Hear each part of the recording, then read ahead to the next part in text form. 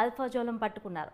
SOT, knob బృందాలు కలిసి జరిపిన దాడుల్లో 3 నుంచి 15 లక్షల విలువైన మత్తు పదార్థాలతో పాటు 7 లక్షలను స్వాధీనం చేసుకున్నారు. తుర్కపల్లిలోని జినోమ్ వ్యాలీ దగ్గర నిందితులను పోలీసులు అదుపులోకి తీసుకున్నారు.